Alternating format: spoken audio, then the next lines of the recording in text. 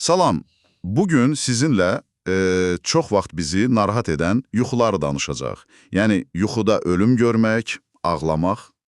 Hə, bunlar həqiqətən də qorxulu görünə bilər ilk baxışda. Düzdür. Amma əlimizdəki mənbə deyir ki, bu simvolların yozumları heç də həmişə mənfi deyil. Hətta təəccüblü dərəcədə fərqli ola bilir. Məqsədimiz də elə bu yozumları anlamaqdır. Görək, nə demək istəyir bu yuxular? Bəli. Çox vaxt dediyiniz kimi gözlədiyimizin tam əksi çıxır. Elə bil mənfi bir şeyin içində müsbət bir mesaj var. Onda başlayaq ən heyrətamizindən. Mənbə deyir ki, yuxuda ağlamaq əslində sevincə, xoşbəxtliyə işarədir. İnanmaq çətindir, hə? Hə, bu çox maraqlıdır, amma bir fərq var deyəsən. Bəli, bir incəlik var. Sakitcə göz yaşı tökmək, yəni səssiz ağlamaq. Bu, rifaha, rahatlığa yozulur. Aha. Amma hönkürtü ilə qışqıraraq ağlamaq o başqa. O problemə işarə edir. Bu necə olur axı? Məncə burada emosiyanın necə ifadə olunduğu önəmlidir. Baxın, sakit göz yaşları. Elə bil içəridə yığılan gərginlik sakitcə çıxır gedir. Bir növ təmizlənmə kimi. Bu da rahatlıq gətirir. Yəni bir rahatlama kimi. Bəli, rahatlama. Amma o ki qaldı, yüksək səslə ağlamaq, fəryad etmək, bu artıq başqa şeydir. Bu, bəlkə də həll olunmamış, içimizdə qalan, bizi sıxan problemlərin, çətinliklərin bir siqnalıdır. Aydındır. Bəs konkret ölmüş biri üçün ağlamaq. Mənbə burada da bizi çaşdırır. Məsələn, deyir ki, ölünün başında çarəsizcəsinə ağlayırsansa, bu gözlənilməz sevinç, xoş xəbər deməkdir. Görürsünüz, tam tərs məntiq. Hə, amma başqa yozumlar da var. Məsələn, yüksək səslə ağlamaq, yəni mərsiyə oxumaq, bu, bağlı bir qapının açılmasına, bəlkə də kimdənsə məsləhət almağı işarə edir. Maraqlıdır. Hətta deyir ki, mərsiyə eşitmək bəzən şənlik məclisi anlamı da verə bilər. Amma bir qeyd var, homoseksual şəxslər üçün bu müsbət sayılmır, deyir. Səbəbini açıqlamır amma.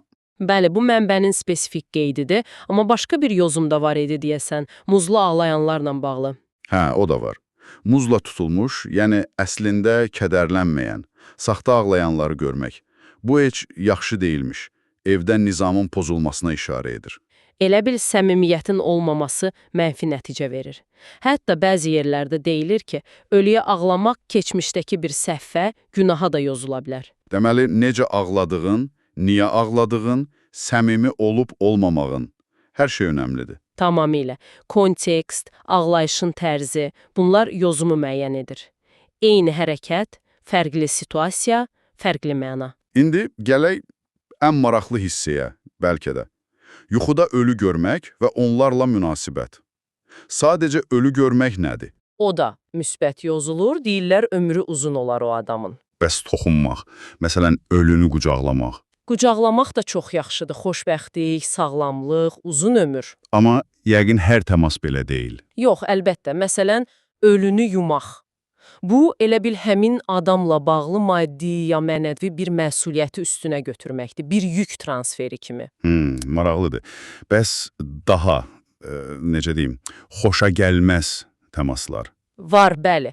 Məsələn, ölünü dəfn etmək yaxşı sayılmır. İşlərdə problem, pul itkisi, belə şeylərə yozulur. Başqa? Ölünün üstünə yatmaq. Bu reallıqdan qaçmaq, inatkarlıq, özünə zərər vermək kimi mənalandırılır. Ən pisi isə yəqin ki, ölünü tapdalamaq, üstünə çıxmaqdır. O nə deməkdir? Bu, keçmişdə elədiyin bir işə görə gələcəkdə çox böyük peşmançılıq, utanç hissi yaşayacaqsan deməkdir.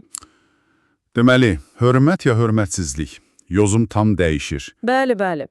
Elə bil yuxu bizə simvolik dildə deyir ki, münasibətlərin, hərəkətlərin nəticəsi var.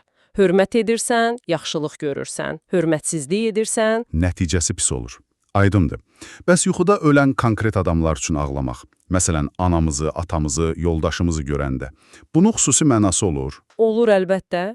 Bu tip yuxular adətən bizim real həyatımızla, emosional bağlarımızla, həll etmədiyimiz hisslərlə daha çox bağlıdır.